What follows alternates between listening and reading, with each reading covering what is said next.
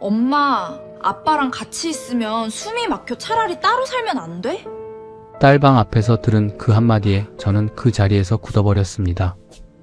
34년간 오직 가족을 위해 해외를 돌며 악착같이 버텼습니다. 어깨를 짓누르던 가장의 무게를 내려놓은 그날, 저는 이제부터 진짜 행복이 시작될 거라 믿었습니다. 하지만 거실로 돌아온 저를 기다린 건 따뜻한 환대가 아닌 숨막히는 불청객이라는 낙인이었습니다. 당신은 그냥 가만히 있는 게 도와주는 거야. 집안일을 도와도 돌아오는 건 아내의 잔소리뿐이었습니다. 평생 돈만 벌어다 주는 기계로 살아온 끝에 결국 제 집에서 가장 낯선 사람이 되어버린 62살 한 남자의 이야기. 지금부터 제 이야기 시작합니다. 사연 시작하기 전에 구독과 좋아요, 알림 설정 부탁드립니다. 평범한 사람들의 숨겨진 이야기를 매일 전해드리는 채널입니다. 올해 62 이현호입니다. 1년 전 퇴직하던 날, 저는 그날의 공기를 지금도 잊지 못합니다. 34년을 다닌 회사의 문을 영원히 닫고 나온 날이었으니까요. 무역회사에 입사한 게 27이었습니다. 그때는 정말 패기 하나로 버텼습니다. 영어도 서툴고 해외 거래처 문화도 낯설었지만 어깨에 잔뜩 힘을 준 채 악착같이 세상과 부딪혔죠. 그렇게 버티다 보니 대리가 되고 과장이 되고 부장이 되었습니다. 어느 순간부터는 후배들이 저를 보며 부장님처럼 되고 싶습니다라고 말하더군요.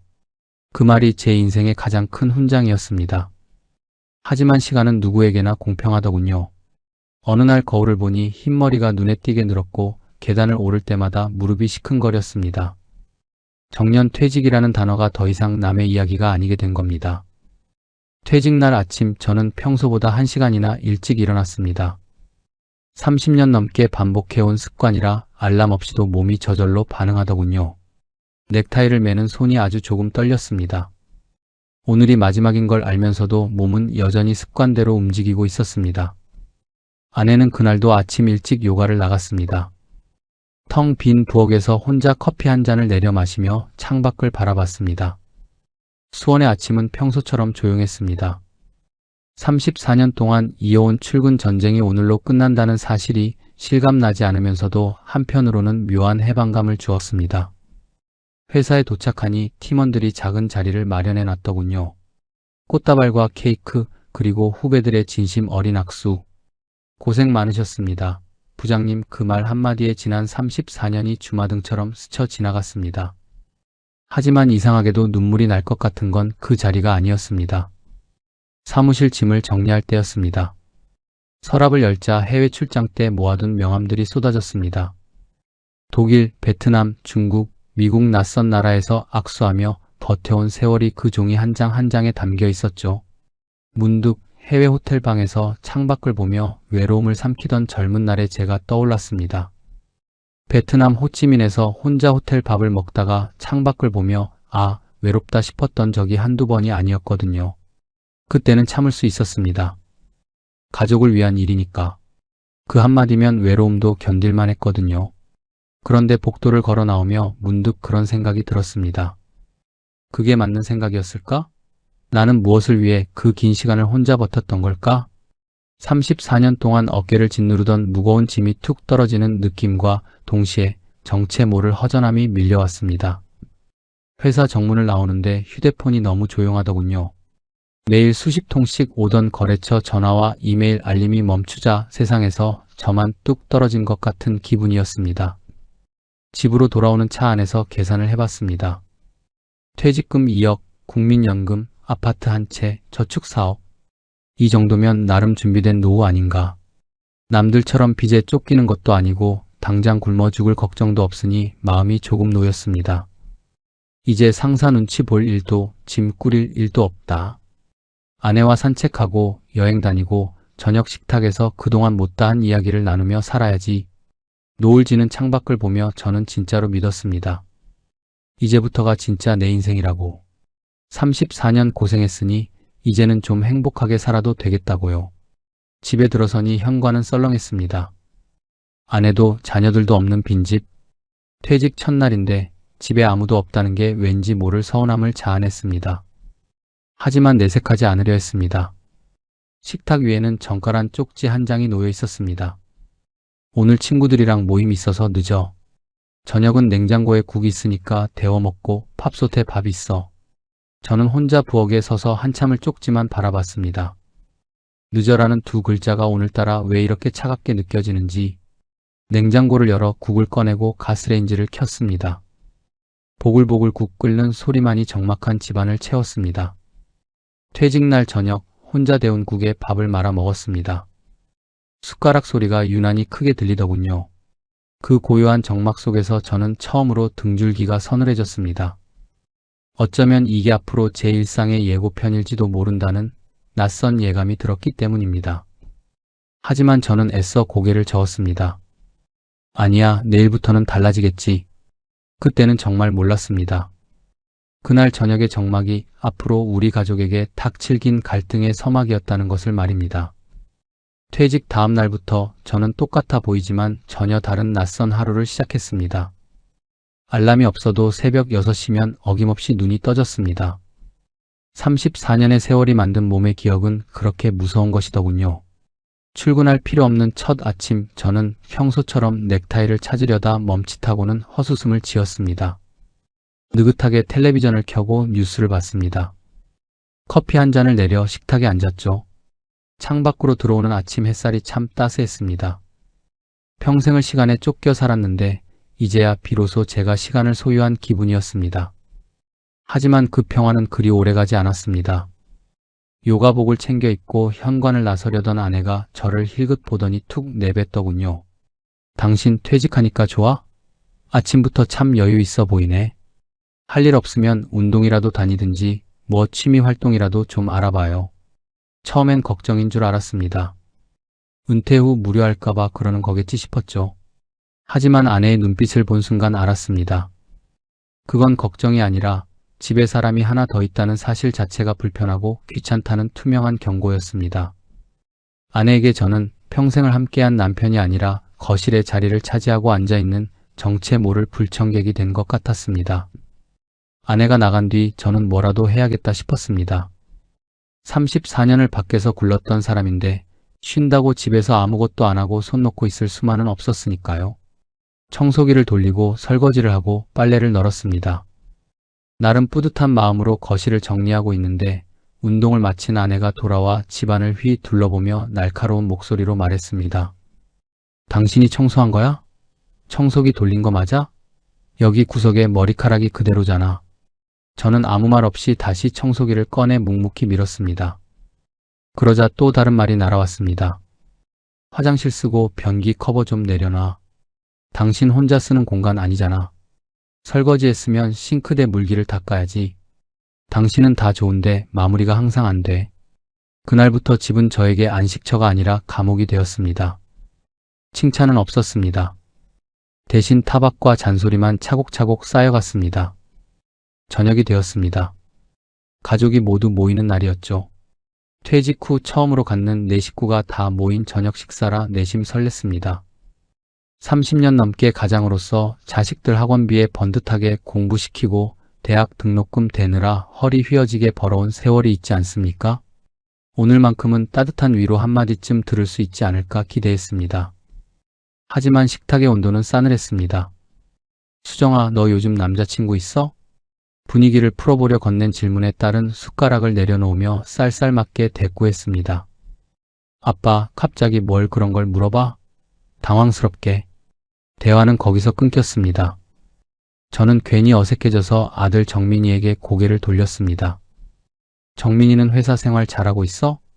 요즘 너무 바쁜 것 같더라. 네. 그냥 그래요. 정민이는 눈을 마주치며 대답해줬지만 딱 그 한마디가 전부였습니다. 아무도 저의 34년 근속을, 저의 퇴직을 인정하거나 위로해주지 않았습니다. 아니, 관심조차 없어 보였습니다. 식탁 위에 오가는 대화는 저를 제외한 채 그들만의 언어로 겉돌고 있었습니다. 식사가 끝나고 아이들이 각자 방으로 들어가 버리자 거실에 홀로 남은 제게 아내가 쐐기를 박았습니다. 당신 애들한테 언제부터 그렇게 관심 있었어? 불편하게 하지 마. 애들 다 자기 생활이 있는 거야. 며칠 뒤 주말 아침 아내가 외출 준비를 하고 있었습니다. 여보, 나 쇼핑하고 올게. 어디로 가는데? 나도 같이 갈까? 오랜만에 같이 바람이나 쐬자. 당신이랑? 아, 됐어. 친구랑 다녀올 거야. 아내는 쇼핑백을 챙기면서도 단 한 번 저를 제대로 쳐다보지 않았습니다. 차가운 현관문이 닫히고 정민이도 수정이도 각자의 약속으로 집을 나갔습니다. 홀로 식탁에 앉아 식어버린 국에 밥을 말아 먹었습니다. 숟가락 소리만 유난히 크게 울리는 그 정막 속에서 저는 생각했습니다. 평생 성실히 일한 죄밖에 없는데 왜 이렇게 비참한 기분이 드는 걸까? 그동안 우리가 쌓아온 시간이 없으니 당연한 거라 스스로를 다독였습니다. 앞으로 더 노력하면 나아지겠지. 빈 그릇을 설거지통에 넣으며 저는 창밖을 보며 생각했습니다. 저 노을이 지고 나면 내일은 조금 더 나은 하루가 올까? 하지만 물소리가 멈추자 집안은 다시 죽은 듯이 조용해졌습니다. 그 정적 속에서 저는 제가 이 집에서 어떤 자리에 서 있는지 어렴풋이 느끼기 시작했습니다. 가장도 아니고 손님도 아닌 그냥 어색한 누군가. 아무도 없는 거실, 켜진 TV의 소리만 공허하게 울려 퍼지는 밤. 그날 저는 제가 평생을 바쳐 지켜온 이 성이 사실은 나를 받아줄 공간이 없다는 사실을 처음으로 뼈저리게 실감했습니다. 그게 그날 제가 느낀 솔직하고도 아픈 심정이었습니다. 아내에게는 저 없이도 너무나 완벽하게 굴러가는 하루가 있었습니다. 새벽 일찍 요가를 다녀오고 점심에는 친구들과 만나 근사한 밥을 먹고 가끔은 브런치 카페에 앉아 몇 시간씩 수다를 떨다 들어왔죠. 한 달에 한두 번은 친구들과 짧은 여행도 다녀오더군요. 그 완벽한 일상의 틈새에 저는 존재하지 않았습니다. 처음엔 그게 당연한 줄 알았습니다. 30년 넘게 각자의 영역에서 바쁘게 살았으니까요. 그런데 며칠을 지켜보니 그게 단순한 습관이 아니라 저를 철저히 의도적으로 배제한 자리라는 게 느껴지기 시작했습니다. 어느 날 저는 용기를 내서 물었습니다. 여보, 우리 같이 여행 간 적이 너무 오래된 것 같아. 애들이랑 같이 가족 여행이라도 한번 다녀올까?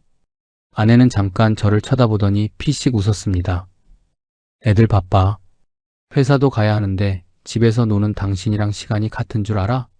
당신 심심하면 친구도 만나고 운동이라도 해. 아직 젊은데 배 나오는 거 관리 안 할 거야? 저는 그 말에 뭐라고 답해야 할지 몰라서 그냥 어색하게 웃어넘겼습니다.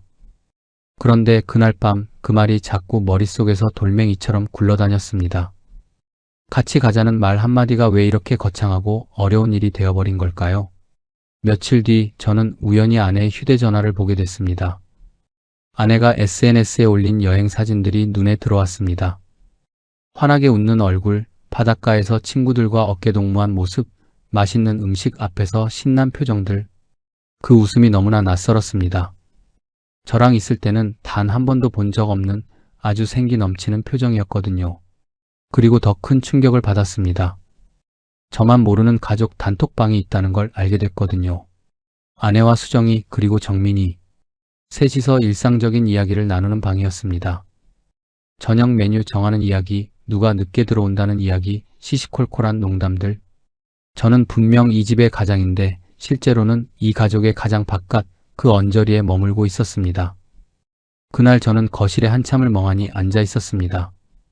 평생 가족을 위해서 밖으로만 돌았던 대가가 결국 이거였나. 집안에서 혼자 고립되는 것, 가족이라는 이름 안에서 제일 멀리 떨어진 사람이 되는 것. 그 서글픔이 그날따라 유난히 깊게 파고들었습니다. 가만히 아내의 지난 시간을 되짚어 보았습니다. 30년 넘게 혼자 아이들 키우고 살림하면서 아내도 분명 자기만의 숨 쉴 구멍이 필요했겠지요. 그게 지금 저렇게 친구들과의 시간으로 나타나는 거겠고요. 마음 한구석은 미안했습니다. 제가 그걸 들어주지 못했거든요. 젊은 날 아내가 수다를 떨고 싶어 할 때 저는 회사 일이 힘들다는 핑계로 피곤하다는 이유로 입을 닫아버렸으니까요. 아내도 처음엔 서운해하고 슬퍼하고 때로는 화도 냈어요. 어느 순간부터는 저에게 바라거나 따지지도 않더군요. 그게 아내의 체념이었다는 걸 저는 이제야 알았습니다. 혼자 남겨진 빈집에서 저는 뭘 해야 할지 몰랐습니다. 텔레비전을 봐도 재미가 없었고 책을 펼쳐도 글자가 눈에 들어오지 않았습니다. 낡은 거실 시계 소리가 그렇게 크게 들린 적이 없었습니다. 외로움과 서운함이 마음속에 차곡차곡 쌓여갔지만 그걸 털어놓을 곳은 없었습니다. 친구들에게 전화를 걸어볼까 생각도 했습니다. 근데 막상 전화기를 들면 할 말이 없었습니다. 퇴직하고 나니 누구를 만나야 할지, 무슨 얘기를 해야 할지조차 막막했거든요. 회사 다닐 때는 매일 누군가와 부딪히고 술잔을 기울이던 게 일상이었는데 그 일상이 사라지니 제 손에 남은 인간관계가 없다는 걸 그제야 깨달았습니다. 그날 저녁 저는 다시 혼자 밥을 차렸습니다. 냄비에 물을 올리고 라면을 끓이면서 창밖으로 보이는 다른 집들의 불빛을 바라봤습니다. 저 집들도 다 이렇게 조용할까? 아니면 우리 집만 이렇게 텅 비어 있는 걸까? 34년 동안 저는 늘 밖에 있었고 가족들은 그 빈자리를 채우며 자기들만의 방식으로 단단해졌겠지요. 그 단단한 원 안에 제가 다시 들어가려니 자리가 없는 게 당연한 건지도 몰랐습니다. 라면을 다 먹고 그릇을 씻으면서 저는 또 한 번 스스로에게 물었습니다. 이게 정말 내가 꿈꿔온 노후였을까? 물소리가 멈추자 집안은 다시 죽은 듯이 조용해졌습니다. 저는 그 정막 속에서 비로소 제가 이 집의 손님조차 되지 못하는 낯선 이방인이라는 사실을 인정해야만 했습니다. 수정이는 점점 더 저를 어려워했습니다. 처음엔 그냥 퇴직 후 집에만 있는 아빠가 낯설어서 그러려니 했습니다. 하지만 제 생각은 완벽한 착각이었습니다. 제가 퇴직하고 집에 머무는 시간이 길어지자 저는 자연스럽게 수정이의 일상에 은연중에 개입하기 시작했습니다. 몇 시에 들어오는지, 늦으면 누구랑 있는지, 만나는 사람은 어떤 사람인지. 아빠, 나 몇 시에 들어오는지 왜 물어봐? 그냥 궁금해서. 늦게 다니면 위험하잖아. 그저 걱정되고 궁금해서 던진 질문들이었습니다. 저에게는 그게 아빠로서 당연한 관심이었는데 수정이에게는 감당하기 힘든 침범이었던 모양입니다. 그날부터 수정이의 방문은 요새처럼 굳게 닫히기 시작했습니다. 퇴근하고 돌아오면 눈도 마주치지 않고 제 방으로 쏙 들어가 버렸죠. 예전엔 거실에 나와 텔레비전을 같이 보기도 했는데 이제는 그마저도 사라졌습니다. 옷차림 하나, 외출 시간 하나에 한마디 얹었던 게 화근이었습니다. 수정아, 그 옷은 좀 짧지 않니? 날씨도 추운데. 아빠가 무슨 상관이야. 내가 입고 싶은 거 입는 건데. 아빠, 나 30이야. 애 아니라고. 알아서 잘 다니니까 그런 거 좀 물어보지 마. 아빠가 당연히 할 수도 있는 말이라 믿었던 것들이 딸에겐 낯선 사람의 간섭으로 느껴졌던 겁니다. 그러던 어느 날 밤이었습니다. 잠이 오지 않아 물 한 잔 마시러 거실에 나왔다가 딸 방에서 흘러나오는 불빛을 보았습니다. 가까이 다가가는데 안에서 아내와 수정이가 이야기하는 소리가 들렸습니다. 그냥 지나치려 했지만 제 얘기가 들리는 순간 발걸음이 멈춰 섰습니다. 엄마, 아빠는 언제까지 저렇게 집에만 있는 거야? 다른 일은 안 한대? 글쎄, 아빠도 적응하는 시간이 필요한가 봐. 엄마가 좀 어떻게 해봐. 자꾸 나한테 친한 척하려고 하는데 나 그게 너무 부담스러워. 언제 오는지, 내가 누굴 만나는지 하나하나 간섭하고 물어보는 거 정말 짜증나. 아빠가 언제부터 나한테 관심이 있었다고 그래? 나 그런 거 정말 싫어. 제 귀를 의심했습니다. 그리고 뒤이어 들린 딸의 결정타. 엄마, 아빠랑 같이 있으면 숨이 막혀. 차라리 따로 살면 안 돼? 하늘이 무너지는 것 같았습니다. 내 딸이 나를 보고 숨이 막힌다니. 그런데 그 다음 순간 저는 다시 한번 제 귀를 의심해야 했습니다. 수정아, 그래도 아빠한테 그렇게 말하면 안 되지. 아내였습니다. 차갑게 변했다고만 생각했던 아내가 제 편을 들어주고 있었습니다. 내가 지금 이렇게 먹고 입고 공부할 수 있었던 건 다 아빠가 밖에서 치열하게 일했기 때문이야. 아빠 이제 좀 쉬면서 앞으로 뭐 할지 계획하고 너희랑 친해지려고 다가가는 거니까 너무 미워하지 마. 그리고 그런 얘기 함부로 하지 마. 한 번만 더 그런 식으로 말하면 너 가만 안 둬. 저는 그 자리에서 굳어버렸습니다. 제가 아내를 차가운 사람이라고만 생각했는데 아내는 제가 없는 곳에서 묵묵히 저를 대신해 딸과 싸우고 있었습니다. 아내 역시 저를 포기한 게 아니었습니다. 다만 우리가 너무 멀어져서 서로에게 닿는 법을 잊어버린 것뿐이었습니다. 조용히 거실로 돌아와 앉으니 잊고 살았던 지난 날들이 주마등처럼 스쳐 지나갔습니다. 아이들 초등학교 학예회, 운동회, 졸업식, 입학식 그 화려했던 모든 행사에 저는 늘 부재 중이었습니다. 그때는 제가 가족을 위해 최선을 다하고 있다고 믿었습니다. 회사에서 인정받고 매달 아내에게 꼬박꼬박 돈을 가져다 주면 가장의 도리를 다한 거라고요. 그런데 그게 아니었습니다. 제가 밖에서 열심히 쌓아 올린 성은 정작 가족이라는 이름 안에서는 빈자리들로 촘촘히 메워져 있었던 겁니다.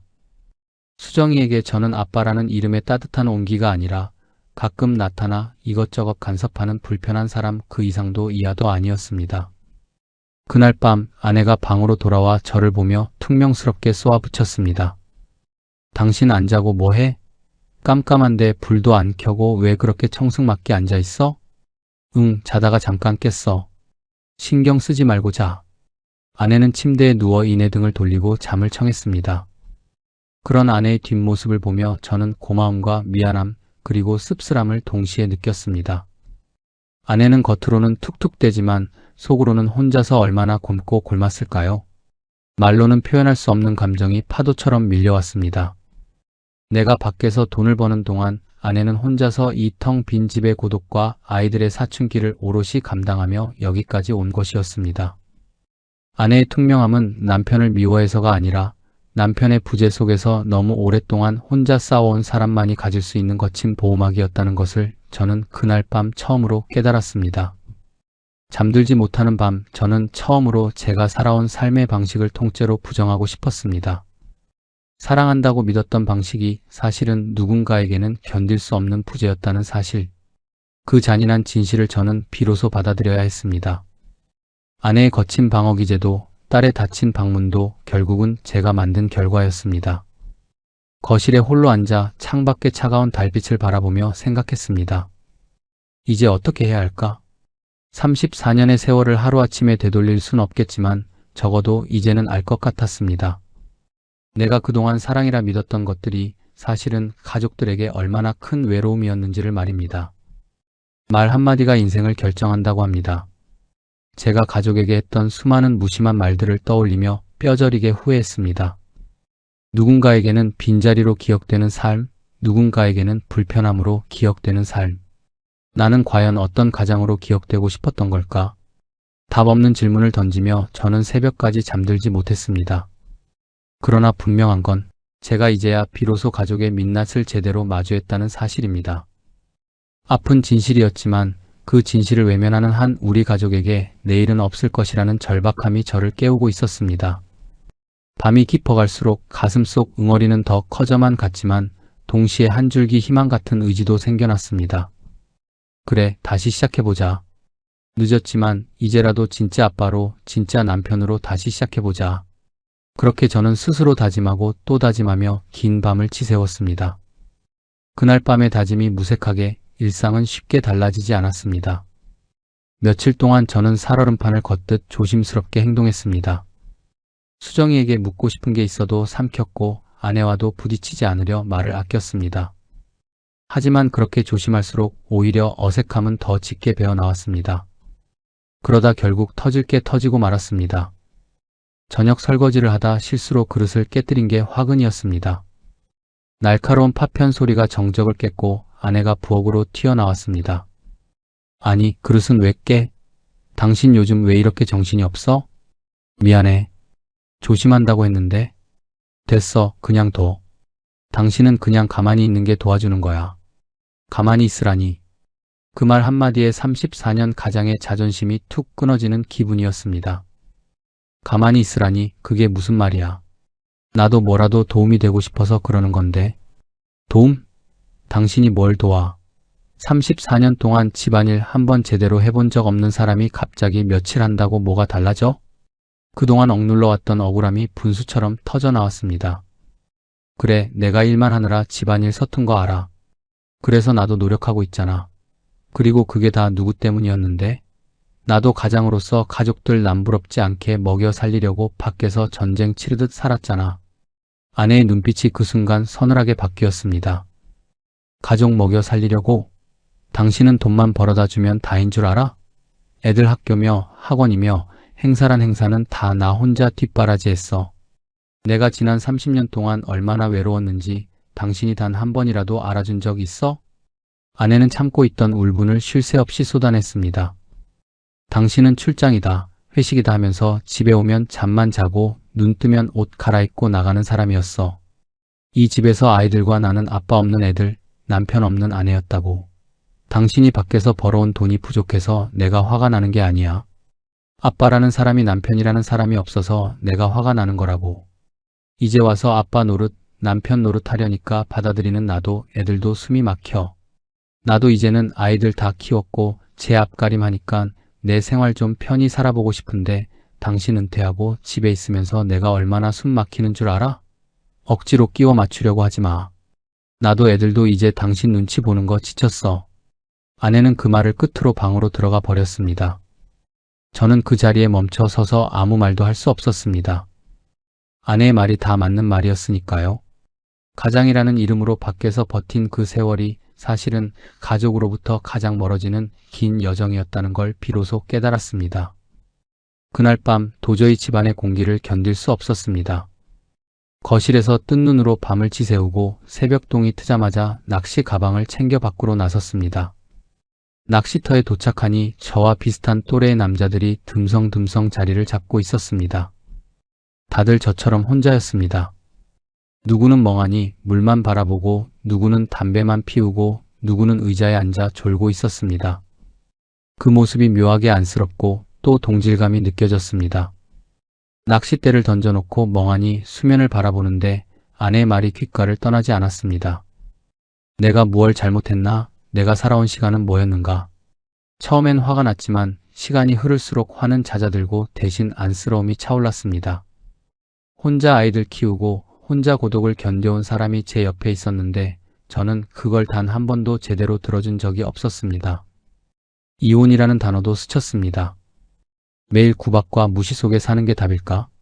하지만 자식들 얼굴이 떠올랐습니다. 아직 시집 장가도 안 보낸 아이들에게 부모의 이혼이라는 상처를 남길 수는 없었습니다. 그리고 무엇보다 아내에게 너무 미안했습니다. 낚시터에 앉아 해가 저물어가는 걸 보며 저는 처음으로 제 삶을 통째로 부정했습니다. 제가 사랑이라고 믿었던 방식이 가족에게는 짐이었다는 사실을 말입니다. 돈을 벌어오는 건 사랑의 전부가 아니었습니다. 함께 보내는 시간, 서로의 마음을 묻는 사소한 대화, 그게 빠진 가장의 자리는 껍데기일 뿐이었습니다. 낚싯줄이 가볍게 흔들렸지만 저는 쳐다보지 않았습니다. 대신 다짐했습니다. 기다려주는 아버지가 아니라 스스로 행복한 아버지가 되자. 내 삶이 먼저 단단해져야 가족들에게도 진짜 온기를 나눌 수 있을 테니까요. 어두워진 길을 걸어 나오며 저는 낚시 가방을 굳게 쥐었습니다. 이제 방식을 바꿔야 했습니다. 아니, 삶 전체를 바꿔야 했습니다. 저는 조금 가벼워진 마음으로 집을 향해 발걸음을 옮겼습니다. 낚시터에서 돌아온 다음 날부터 저는 조금씩 더 달라지려고 애썼습니다. 수정이에게는 더 이상 몇 시에 들어오는지 묻지 않았습니다. 옷차림에도 잔소리를 멈췄죠. 처음엔 그 침묵이 어색했지만 그렇게 거리를 두자 수정이의 날 서 있던 표정이 조금씩 누그러지는 게 보였습니다. 아내와는 여전히 살얼음판 같은 냉전 중이었습니다. 하지만 저는 아내를 탓하기보다 나부터 변해야 한다는 걸 낚시터에서 깨달았기에 묵묵히 제 자리에서 할 일을 찾았습니다. 그러다 며칠 뒤 평소 야근이 잦던 정민이가 웬일로 일찍 퇴근해 거실에 앉아 있었습니다. 평소라면 각자의 방으로 숨어버렸을 우리지만 그날따라 왠지 용기가 났습니다. 낚시터에서 다짐했던 대로 가만히 기다리기만 하지 말고 먼저 다가가기로 했습니다. 정민아, 오늘 일찍 들어왔네. 아버지랑 소주 한잔 할까? 정민이가 텔레비전에서 눈을 떼고 저를 쳐다봤습니다. 잠깐의 어색한 정적. 거절당할까봐 괜히 손을 만지작거렸는데 아들이 웃으며 대답했습니다. 네, 좋아요. 근처 포장마차에 자리를 잡았습니다.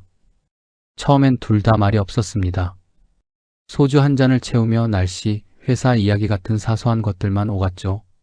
정민이도 분위기를 맞춰주려 애쓰고 있다는 게 느껴졌습니다. 몇 잔이 오가고 나서 정민이가 술잔을 만지작거리며 어렵게 말을 꺼냈습니다. 아버지, 요즘 집에 계시기 많이 힘드시죠? 퇴직하신 지도 벌써 몇 달인데 제대로 된 축하 인사도 못 드려서 죄송해요.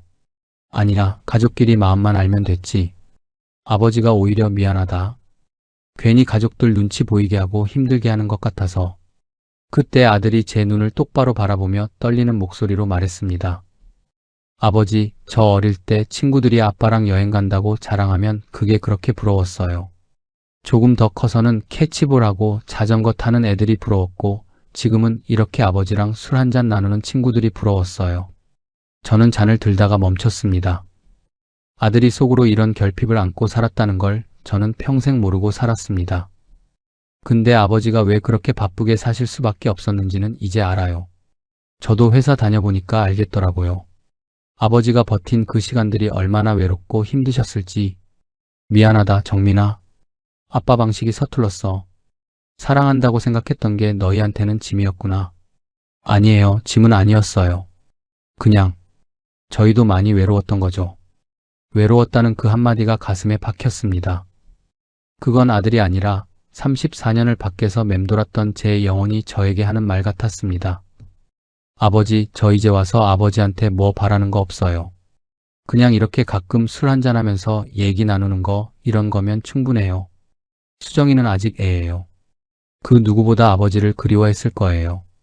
정민이의 말을 들으며 저는 묵묵히 술잔을 비웠습니다. 그러자 아들이 제게 뼈있는 충고를 건넸습니다. 아버지, 엄마랑 여행이라도 좀 다니세요. 왜 집에서 그렇게 축 처져 계세요?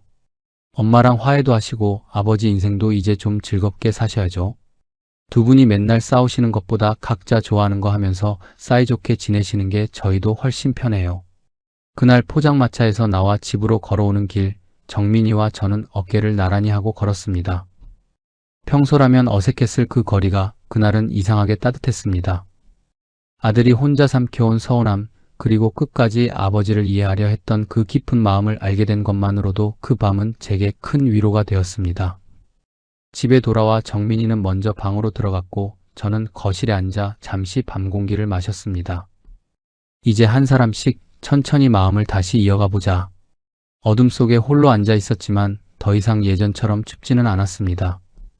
이제야 비로소 진짜 아버지가 되는 첫걸음을 뗀 것 같았습니다.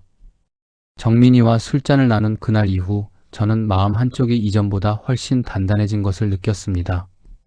이제는 가족들이 나를 어떻게 생각할까 전전긍긍하며 기다리는 아버지가 아니라 스스로 행복한 아버지가 되기로 다짐했습니다. 그 다짐을 행동으로 옮기기로 했죠. 주식 공부를 시작해 경제 기사를 챙겨 읽고 주말이면 낚시터에 나가 나만의 고요한 시간을 가졌습니다. 가족에게 매달리지 않고 제 시간을 스스로 채워가기 시작한 겁니다. 처음엔 그 시간이 외롭고 낯설었습니다. 하지만 며칠이 지나자 묘한 마음의 평화가 찾아왔습니다. 무엇보다 가족들의 일상에 덜 집착하게 되니 오히려 가족들의 표정을 더 잘 살필 수 있게 되었습니다. 어느 저녁 수정이가 거실 한 구석에 앉아 있는 것을 보고 용기를 내어 다가갔습니다.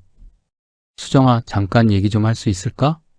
수정이는 여전히 경계하는 눈빛이었지만 저는 천천히 그리고 차분하게 말을 이었습니다. 아빠가 그동안 너랑 친해지고 싶은 마음만 앞섰던 것 같아. 그래서 너한테 부담만 준 것 같구나. 그걸 제대로 헤아리지 못해서 정말 미안하다. 수정이는 말이 없었습니다. 저는 덧붙였습니다. 이제는 내 시간을 존중할게. 묻고 싶은 게 있어도 참을 거고 내 사생활에 간섭하지 않을 거야. 대신 내가 혹시나 아빠가 필요해질 때면 언제든 말해주렴. 아빠는 항상 여기 있을 테니까. 수정이는 짧게 응이라고 대답했습니다. 예전처럼 차갑게 자르는 말투가 아니었습니다. 그날 이후 변화는 아주 조금씩 하지만 분명하게 일어났습니다. 퇴근한 수정이가 거실에서 텔레비전을 함께 보기도 했고 가끔은 자신의 회사 이야기를 먼저 꺼내기도 했습니다. 저는 그저 묵묵히 들어주는 것에만 집중했습니다. 묻지 않아도 스스로 말하게 하는 게 훨씬 편하다는 걸 그제야 깨달은 것이죠. 그러던 어느 날 수정이가 평소보다 훨씬 어두운 표정으로 퇴근에 들어왔습니다. 저는 예전처럼 캐묻지 않고 그냥 옆자리에 앉았습니다. 한참 뒤 딸이 먼저 입을 열었습니다. 오늘 회사에서 팀장님이랑 부딪혔는데 일도 너무 많고 힘들어.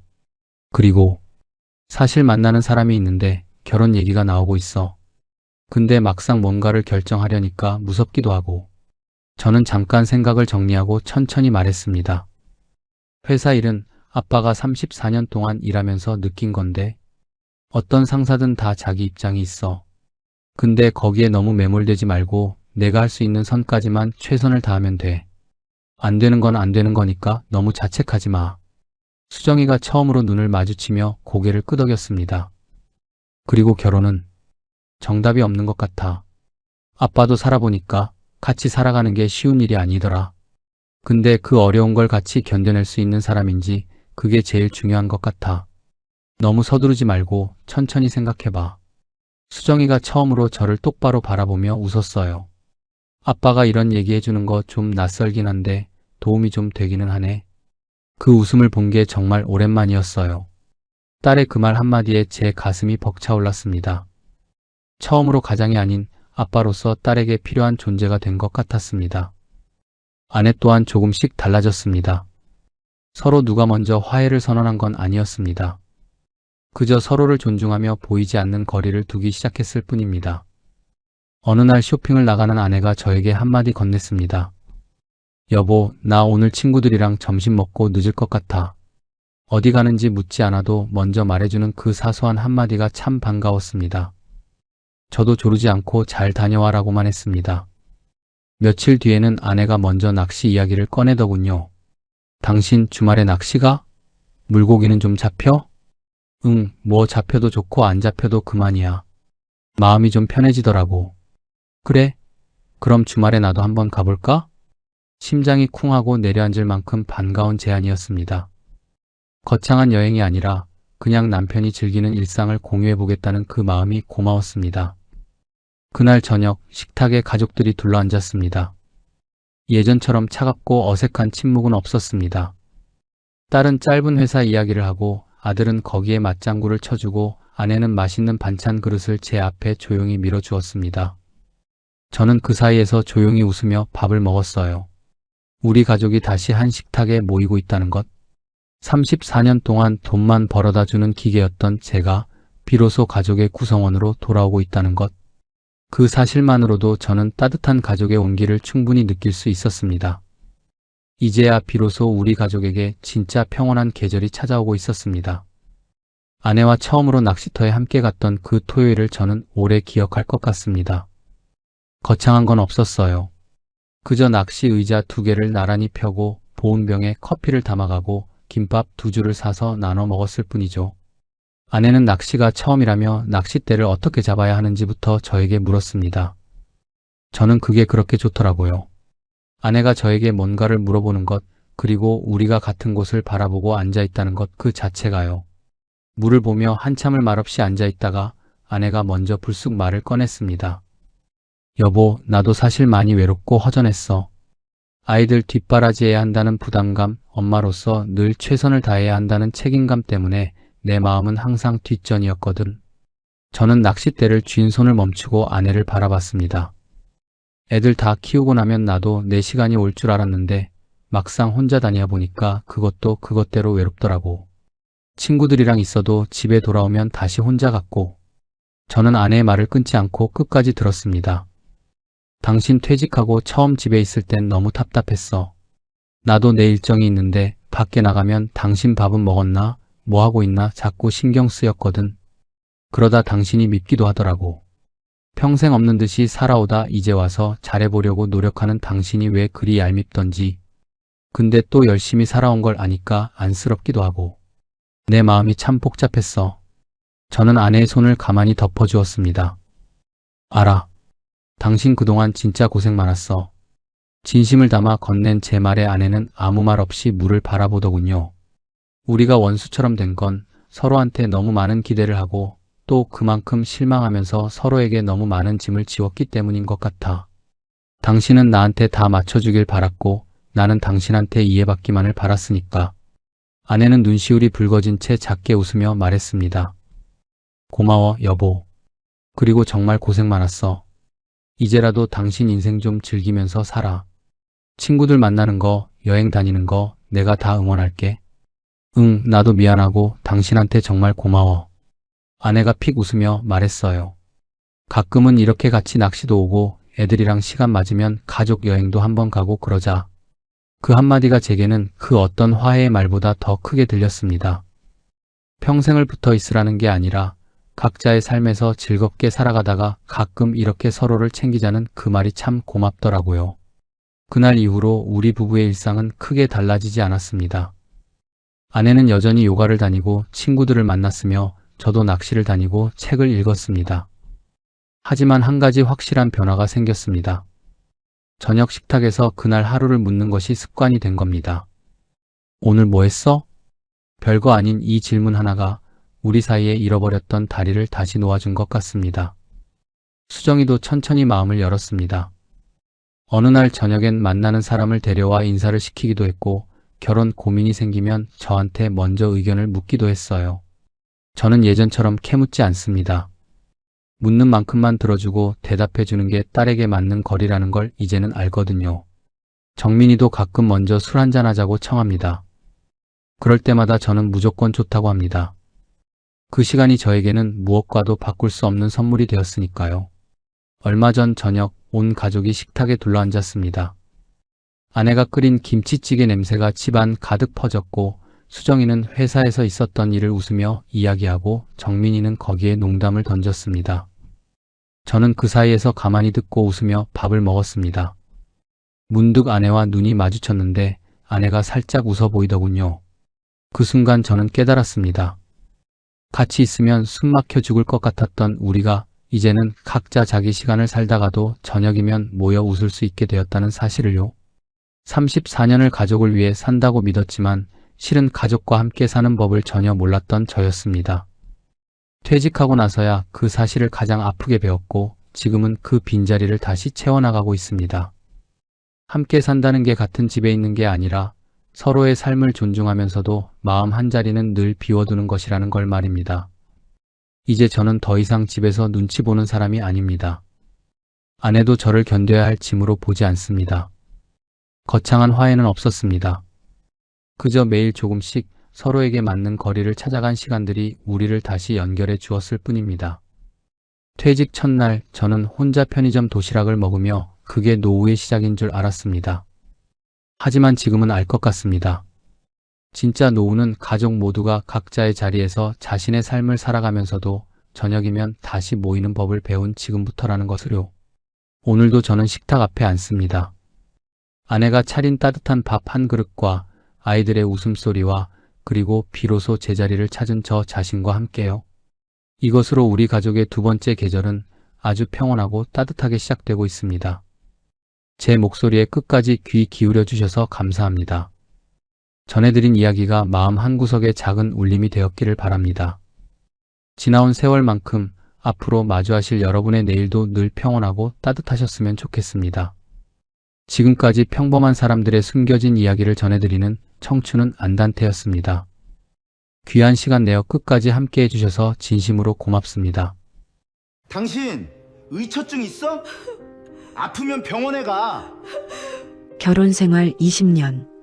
저는 그 세월을 통째로 빼앗겼습니다.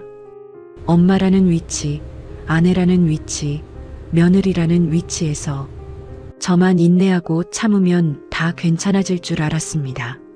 하지만 제 이름을 팔아 저 몰래 돈을 빌리고 급기야 영혼을 갈아 지켜온 집까지 담보로 대출을 받아 다 날려버린 백수 남편에게 돌아온 건 잔인한 배신뿐이었습니다. 사람 고쳐 쓰는 것 아니라던 인생의 잔혹한 진리, 46에 당당히 홀로 서기를 시작한 제 피눈물 나는 이야기를 들려드립니다. 사연 시작하기 전에 구독과 좋아요, 알림 설정 부탁드립니다. 평범한 사람들의 숨겨진 이야기를 매일 전해드리는 채널입니다. 저는 올해 46 이진아입니다. 위로 언니가 둘 있는 딸 셋 집안의 막내로 태어났지요. 부모님은 막내딸이라고 유난히 저를 예뻐하셨어요. 언니들이 혼날 때도 저는 늘 슬쩍 빠져나갈 수 있었고 명절에 친척들이 모이면 막내는 인형 같다는 말을 귀에 못이 박히도록 들으며 자랐습니다. 큰 풍파 없는 집안이었습니다. 아버지는 중견 건설사에 다니셨고 어머니는 살림을 하시면서도 늘 밝은 분이셨지요. 저녁이면 온 가족이 둘러앉아 밥을 먹고 주말이면 다 같이 외식을 하던 평범하고 따뜻한 풍경이 제 어린 시절의 전부였습니다. 그래서였을까요? 저는 세상 모든 가정이 다 우리 집처럼 화목한 줄로만 알았습니다. 4년제 대학을 졸업하고 남들처럼 평범하게 취업 준비를 거쳐 작은 무역회사에 들어갔습니다. 격리로 입사해서 매일 전표를 정리하고 거래처에 전화를 돌리는 일을 했는데 업무는 단순했지만 또래 동료들과 점심시간마다 수다 떠는 재미로 출근하던 그런 날들이었습니다. 그곳에서 지금의 남편을 만났습니다. 저보다 4살 많은 영업팀 직원이 바로 그 사람이었죠. 첫인상부터 참 남달랐습니다. 큰 키에 말끔한 정장 차림, 늘 웃는 얼굴로 사람들을 대하는 모습에 회사 안에서도 평판이 자자했습니다. 특히 여직원들 사이에서는 저런 사람이랑 결혼하면 평생 고생 안 하겠다는 말이 나올 정도였으니까요. 지금 생각해보면 사람 보는 눈이 그리도 없었는지 겉만 번지르르한 그 모습이 지옥으로 가는 덫인 줄은 꿈에도 모른 채 저는 그저 그 시절 다정했던 남편의 모습에 취해 있었습니다. 아직 세상 물정 모르는 철없는 20대였던 겁니다. 남편은 저에게 유독 다정하게 굴었습니다. 점심시간에 슬쩍 커피를 사다 주기도 하고 야근하는 날이면 집 앞까지 매번 데려다 주기도 했어요. 처음엔 그저 친절한 선배인 줄로만 알았는데 어느 날 퇴근길에 제 손을 잡으며 고백을 하더라고요. 나랑 만나볼래? 잘해줄 자신 있어. 그 한마디에 제 마음은 와르르 무너져 내렸습니다. 그렇게 우리는 연애를 시작했고 만난 지 1년도 채 되지 않아 결혼 이야기가 오갔습니다. 시부모님께 인사를 드리러 간 날 환하게 웃으시며 저를 반겨주셨습니다. 우리 며느리 될 사람 참 야무지게 생겼네. 얘야, 우리 아들 잘 부탁한다. 그 말을 들으며 저는 정말 행복했습니다. 좋은 사람을 만나서 좋은 가정에 시집가는 줄로만 굳게 믿었으니까요. 25되던 해봄 우리는 결혼식을 올렸습니다. 친정에서도 시댁에서도 형편껏 돈을 보태주셨고 저희 부부는 거기에 약간의 대출을 더해 인천에 1억 5천만 원짜리 작은 아파트를 마련했습니다. 비록 작은 집이었지만 당시 어린 신혼부부였던 저희에게는 그것만으로도 세상을 다 가진 기분이었습니다. 여보, 우리 이 집에서 시작해서 나중엔 더 넓은 집으로 가자. 당연하지. 내가 열심히 벌어서 당신 호강시켜줄게. 남편의 그 말 한마디에 저는 정말 눈부신 미래를 그렸습니다. 작은 집이지만 우리 둘이 알콩달콩 살아가는 것, 그것만으로도 충분히 과분하다고 생각했습니다. 결혼한 지 얼마 되지 않아 거짓말처럼 좋은 소식이 찾아왔습니다. 기적 같은 임신이었습니다. 남편은 퇴근하고 들어와 제 배에 손을 얹고는 어쩔 줄을 몰라 하더군요. 진짜야? 우리한테 아기가 생긴 거야? 응, 병원에서 그러더라. 6주래. 와, 나 아빠 되는 거야? 여보, 고생 많았어. 앞으로 내가 더 잘할게. 이듬해 제 나이 26에 첫째 아들 하빈이를 낳았습니다. 그 작은 핏덩이를 품에 처음 안았을 때의 떨림은 지금도 잊을 수가 없습니다. 손가락 발가락이 다 있는지 몇 번이고 확인하면서 저는 이 아이를 위해서라면 내 목숨이라도 바쳐 뭐든 할 수 있을 것 같다고 생각했습니다. 아이를 낳고 나서 저는 자연스럽게 회사를 그만두고 전업주부가 되었습니다. 처음엔 커리어를 중단하는 게 아쉽기도 했지만 매일매일 눈부시게 자라나는 아이를 보는 기쁨이 그 아쉬움을 다 채우고도 남았습니다. 남편은 매일 퇴근하면 아이를 안고 거실을 빙글빙글 돌며 노래를 불러주곤 했습니다. 우리 아들, 아빠 왔다. 오늘 엄마 말 잘 들었어? 비록 작은 아파트에 대출까지 껴안고 시작한 살림이었지만 그 안에서 저희 세 식구는 누구보다 따뜻하고 행복했습니다. 저녁마다 남편과 마주 앉아 소박한 밥상을 차려 먹고 주말이면 아기띠를 메고 동네 공원을 산책하던 그 시절. 저는 그때까지만 해도 정말 믿었습니다. 이 평범하고 소박한 행복이 영원히 계속될 거라고 말이죠. 지금 와서 생각해보면 그게 제 인생에서 가장 찬란하게 빛났던 시간이었던 것 같습니다. 그리고 그 따스했던 빛이 서서히 꺼져가는 줄도 모른 채 저는 둘째를 임신했고 그저 더 큰 행복이 우리를 기다리고 있을 거라고만 굳게 믿고 있었습니다. 둘째 수빈이가 태어나고 저희 집은 늘 아이들 웃음소리로 북적였습니다. 2살 터울의 형제는 하루도 조용할 날이 없었어요. 형이 동생을 챙기는 모습을 볼 때면 저는 그 작은 손짓 하나에도 세상을 다 가진 듯 행복했습니다. 남편은 그 무렵까지만 해도 직장 생활을 성실히 해나가는 것처럼 보였습니다.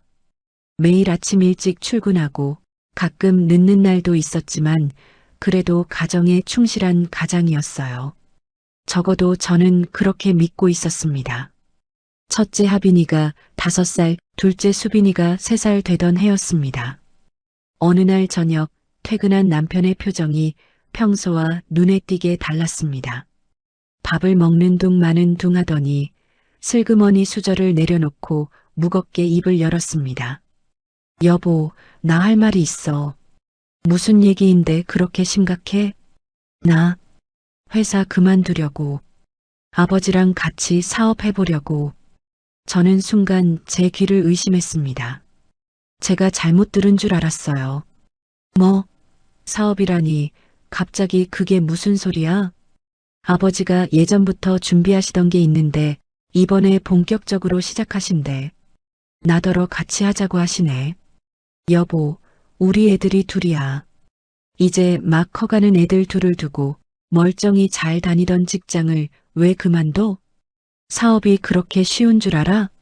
제가 눈물을 글썽이며 말렸지만 남편은 제 말을 귓등으로도 듣지 않았습니다. 오히려 그날부터 며칠을 집에 들어오지 않으며 무언의 시위를 했습니다.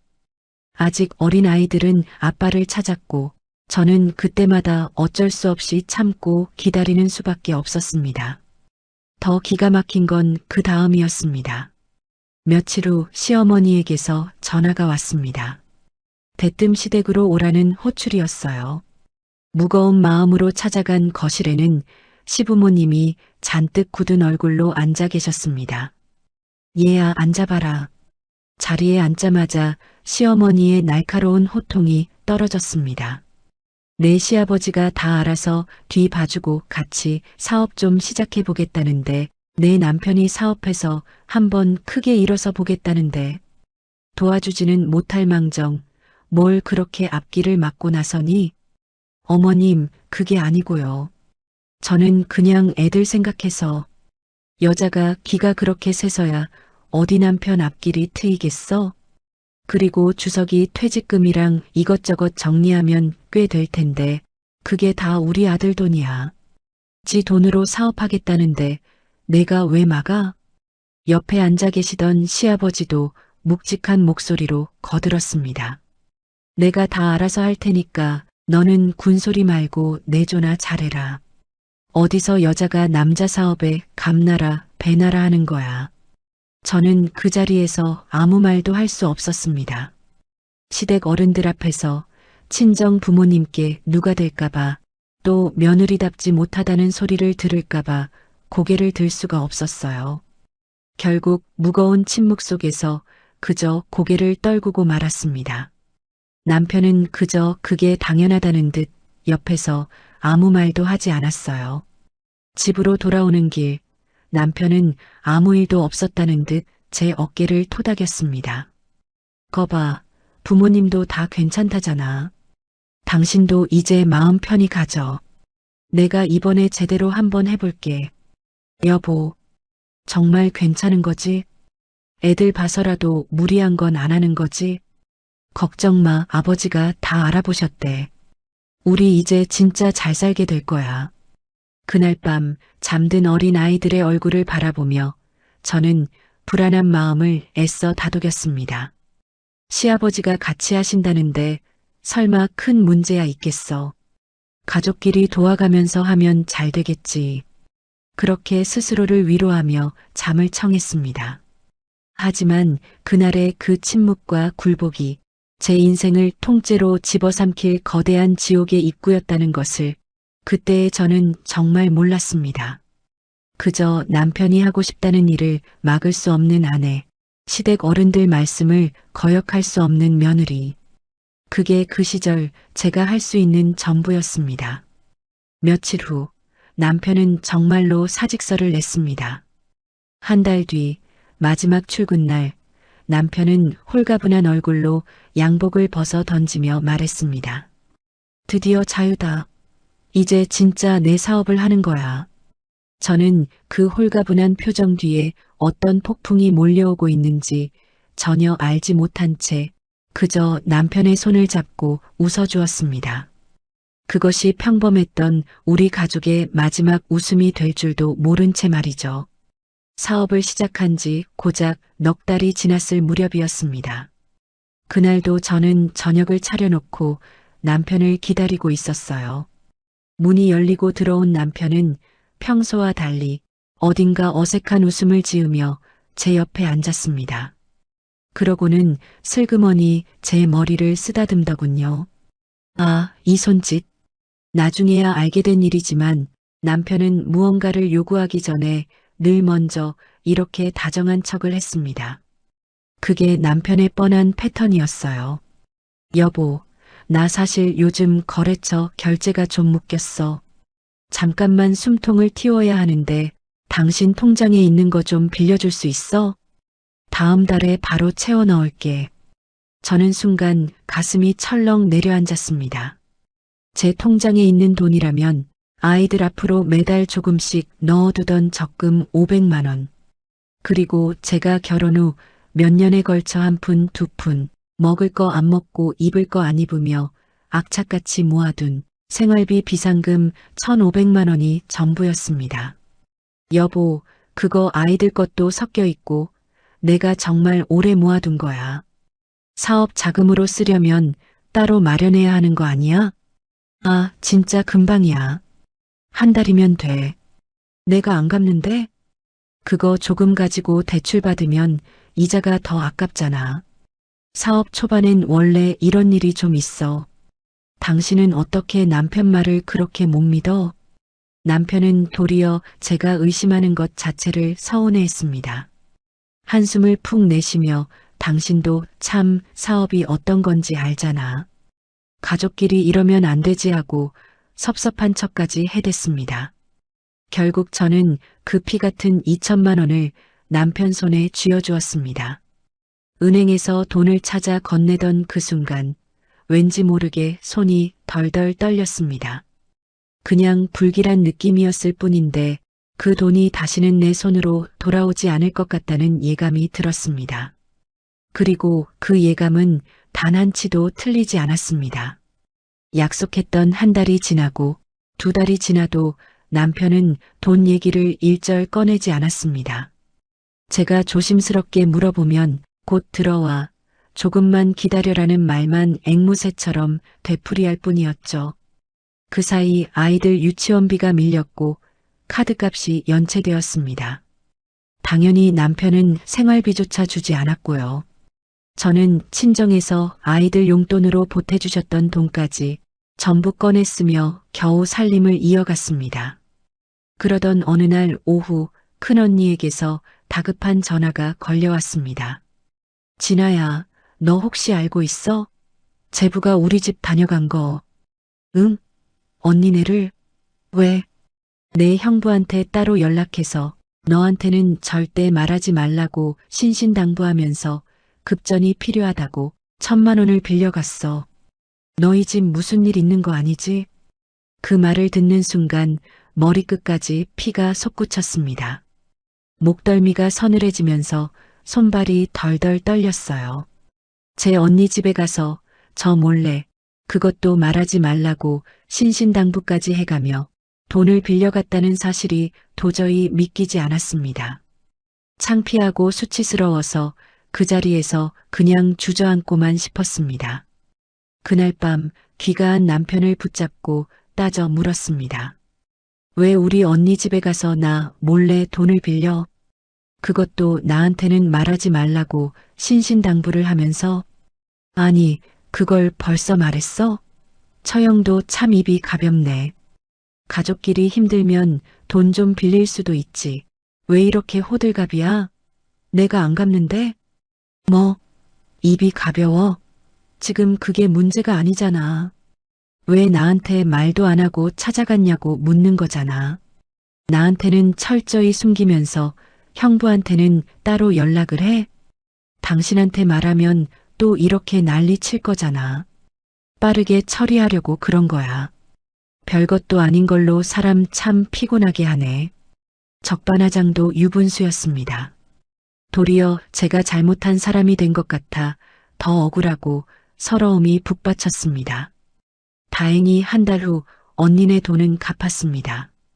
하지만 그걸로 끝이 아니었어요. 나중에 알고 보니 작은 언니 쪽에도 이미 비슷한 일이 있었고 제 오래된 친구들 몇 측에도 이미 손을 벌린 뒤였습니다. 그때마다 남편의 핑계는 늘 한결같았습니다. 다 갚아. 내가 떼먹을 것도 아니고. 당신은 왜 그렇게 생각을 작게만 해? 세상을 좀 크고 넓게 좀 봐. 내가 나 혼자 잘 먹고 잘 살려고 이러는 거야? 남편에게는 그게 그저 잠깐 빌리는 돈이었는지 모릅니다. 하지만 저에게는 피가 마르는 고통이었습니다. 친정 식구들 얼굴을 볼 때마다, 오랜 친구들을 만날 때마다 얼굴이 화끈거려 고개를 들 수 없었습니다. 내가 이 사람이랑 살면서 주변 소중한 사람들한테 민폐를 끼치고 있구나 하는 자괴감이 마음속에 무겁게 쌓이기 시작했습니다. 사업을 시작한 지 채 1년도 되지 않아 저희 집 살림은 이미 걷잡을 수 없이 기울고 있었습니다. 하지만 남편은 여전히 이번 거래만 잘 마무리되면 다 해결되라는 말을 입에 달고 살았습니다. 저는 그 거짓말을 믿고 싶었습니다. 아니, 믿어야만 했습니다. 두 아이를 품에 안고 당장 다른 선택을 할 수 있는 형편이 아니었으니까요. 그렇게 위태로웠던 시아버지와의 사업은 2년도 채 되지 않아 서서히 우리 가족의 숨통을 죄어오고 있었습니다. 결국 2년을 채 버티지 못하고 완전히 말아먹었습니다. 처음에는 그저 거래처 문제라더니 그 다음엔 파트너가 갑자기 발을 뺐다더니 마지막엔 시장이 안 좋다는 비겁한 핑계만 늘어놓았지요. 그렇게 남편의 퇴직금에 제 피 같은 비상금 2천만 원까지 흔적도 없이 다 녹아 없어졌습니다. 그런데 더 기가 막힌 건 사업이 망하고 나서도 남편은 전혀 정신을 차리지 못했다는 겁니다. 멀쩡한 직장을 다시 알아볼 생각은 않고 이 사업 저 사업을 기웃거리며 지인들한테 이번엔 진짜 대박 아이템이라며 투자를 끌어모으러 다녔습니다. 결국 그것마저 흐지부지 되면서 남편은 신용불량자 직전까지 몰리게 되었습니다. 그때부터였습니다. 남편이 집에서 본격적으로 빈둥거리기 시작한 게 말이죠. 아이들은 이제 초등학교에 들어갔고 먹을 것 입을 것 학원비에 돈 들어갈 곳은 날로 늘어만 가는데 가장이라는 사람은 거실 소파에 누워 하루 종일 TV 리모컨만 쥐고 있었습니다. 생활비는 단 한 푼도 내놓지 않았어요. 그러면서 입만 열면 하는 말이 더 큰 사업 아이템을 구상 중이라는 소리였습니다. 결국 제가 나설 수밖에 없었습니다. 내 자식들을 굶길 수는 없으니까요. 처음엔 동네 편의점 야간 알바로 시작했습니다. 아이들을 겨우 재워놓고 밤 10시에 나가서 새벽 6시에 들어오는 생활이었습니다. 집에 돌아와 아이들 아침을 챙겨서 학교로 보내고 나면 두어 시간 간신히 눈을 붙였다가 오후엔 다시 마트 파트타임 알바를 뛰었습니다. 그 시절 저는 제대로 된 잠을 자본 기억이 없습니다. 그러던 어느 날 아침 학교 갈 준비를 하던 큰아이가 제게 물었습니다. 엄마, 아빠는 왜 맨날 집에만 있어? 친구 아빠들은 다 회사 간대. 아빠는 지금 새로운 일 준비 중이야. 조금만 기다려주자. 그럼 아빠는 왜 우리랑 안 놀아줘? 바쁘지도 않잖아. 그 순진한 말이 제 가슴에 비수처럼 꽂혔습니다. 아이는 아무것도 모르고 한 말이었겠지만 저는 속으로 시커멓게 무너져 내렸어요. 남편은 방 안에서 그 소리를 들었는지 쾅 하고 방문을 닫고 들어가 버렸습니다. 그게 전부였습니다. 자식의 말에 미안해하는 기색조차 눈 씻고 찾아볼 수 없었습니다.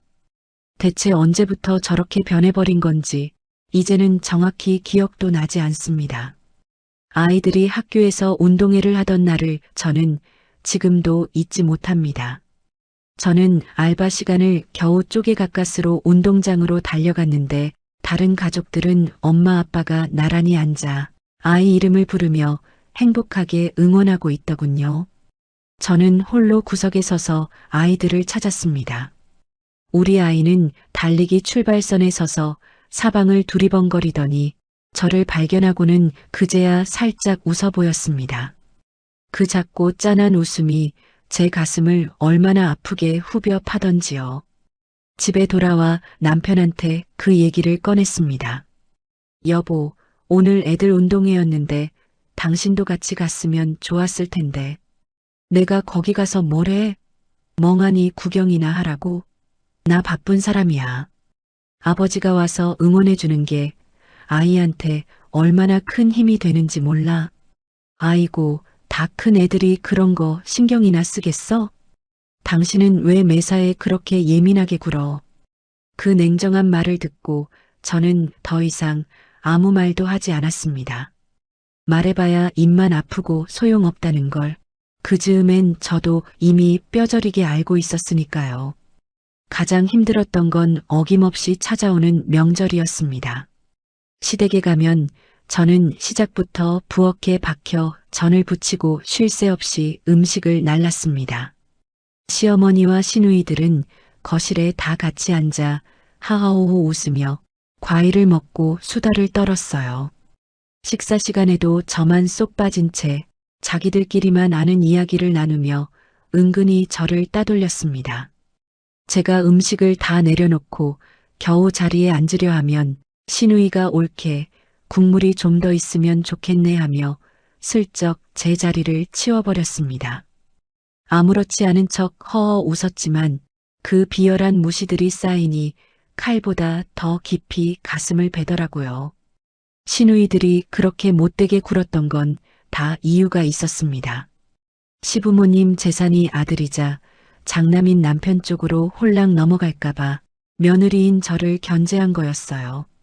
저는 그 재산에 손가락 하나 댈 생각조차 없었는데 탐욕의 눈이 먼 그들 눈에는 그게 보이지 않았나 봅니다.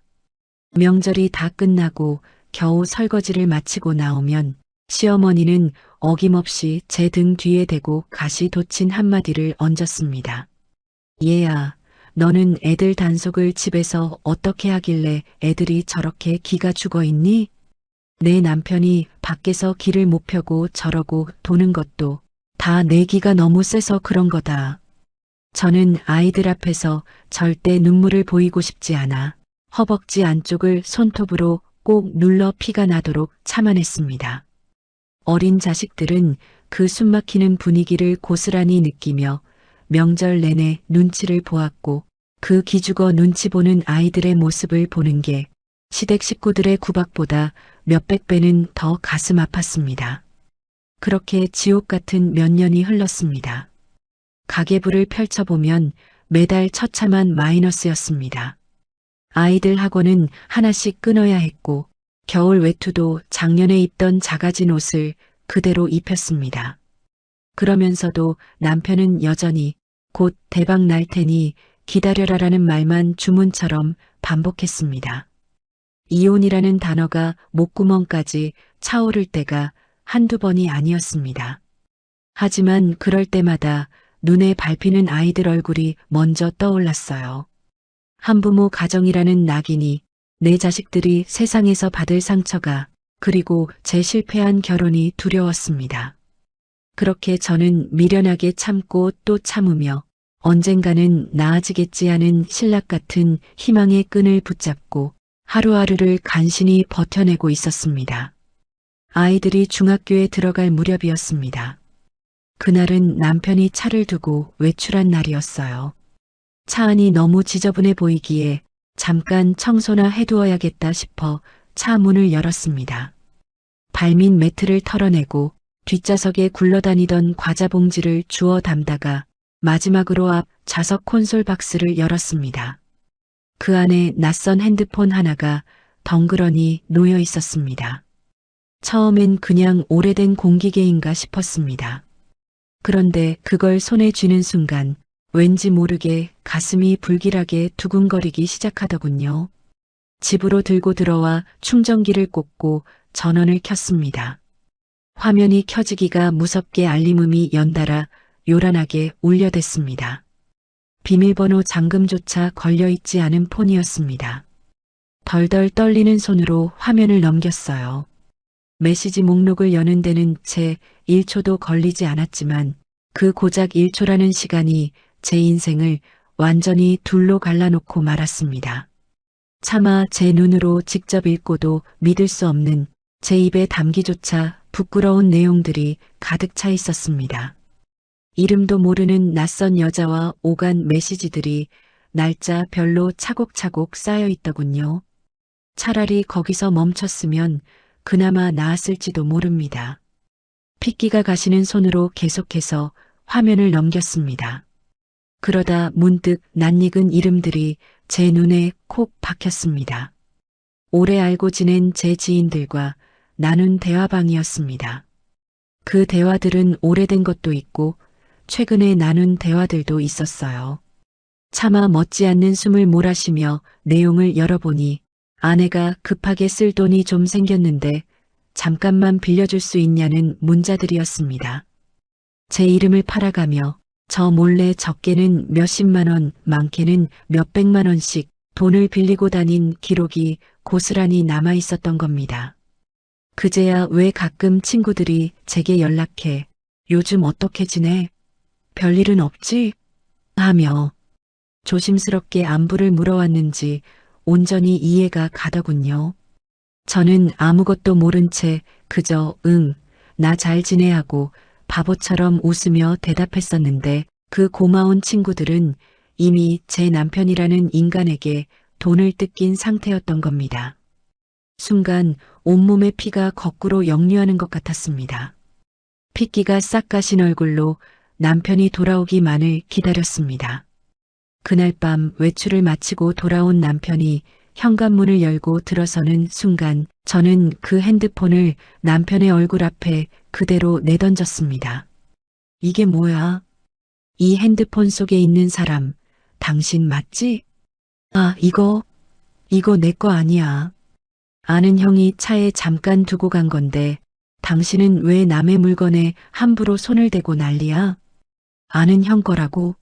그럼 그 아는 형이 내 친구들한테 일일이 연락해서 내 이름으로 돈을 빌렸다는 거야. 그리고 핸드폰 안에 여자랑 나눈 대화는 뭐야? 지금 무슨 소리를 하는 거야? 당신 의처증 있어? 아프면 병원에 가. 왜 멀쩡한 사람을 그렇게 범죄자 취급하고 의심해?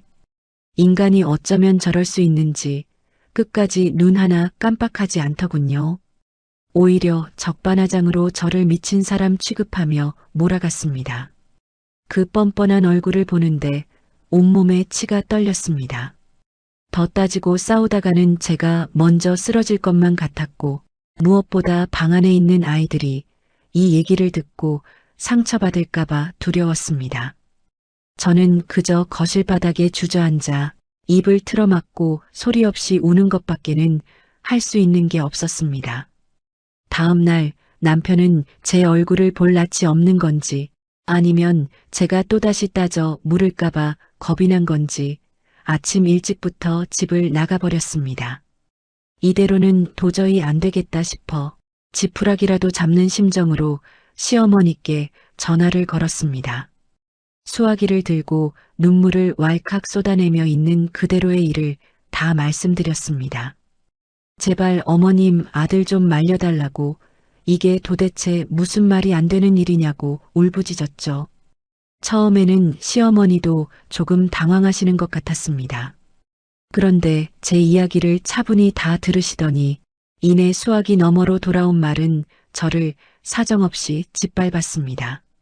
얘야, 남자가 살다 보면 바깥 바람 좀 쐴 수도 있는 거고 사업하다 보면 주변에 아쉬운 소리에서 돈 좀 빌릴 수도 있지. 그걸 가지고 남편 몰래 핸드폰이나 뒤지며 집안 시끄럽게 싸우려 드냐? 내가 집에서 남편 대접을 제대로 했어 봐라. 뭐가 아쉬워서 밖으로 돌겠니? 다 내 탓이야. 애들 봐서라도 내가 참고 살아야지 어쩌겠니. 전화기를 손에 쥔 채 멀어지는 정신을 붙잡고 멍하니 서 있었습니다. 전부 다 내 탓이라는 시어머니의 잔인한 말이 귓속에서 지옥처럼 맴돌았습니다. 제가 대체 뭘 그렇게 잘못한 걸까요?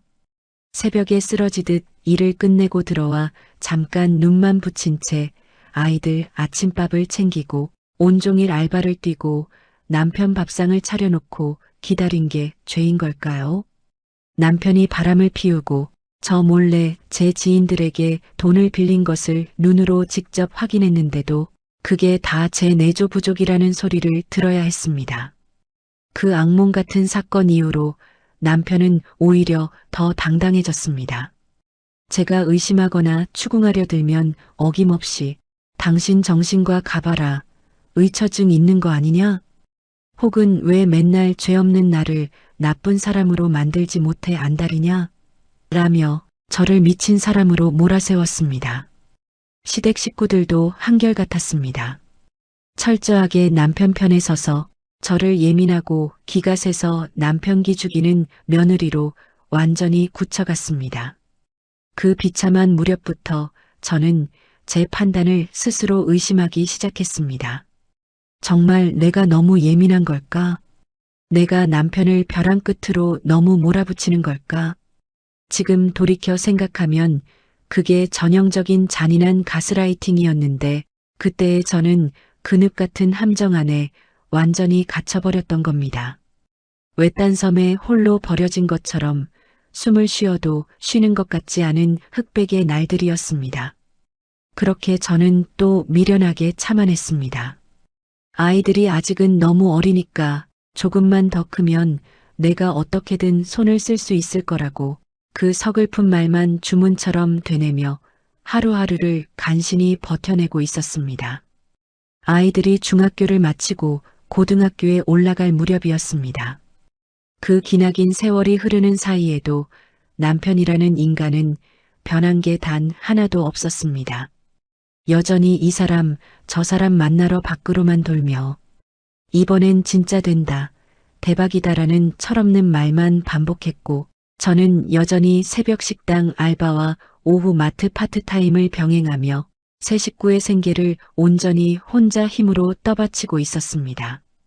그러던 어느 날 아침 여느 때처럼 우편함에서 낯선 봉투 하나를 꺼내 들었습니다. 은행에서 날아온 서류였습니다.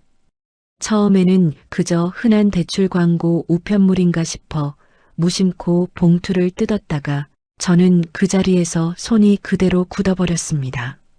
주택담보대출 관련 안내문이었습니다. 남편이 우리가 살고 있는 이 아파트를 담보로 한도 끝까지 대출을 받은 상태였습니다. 순간 숨이 턱 막혀왔습니다.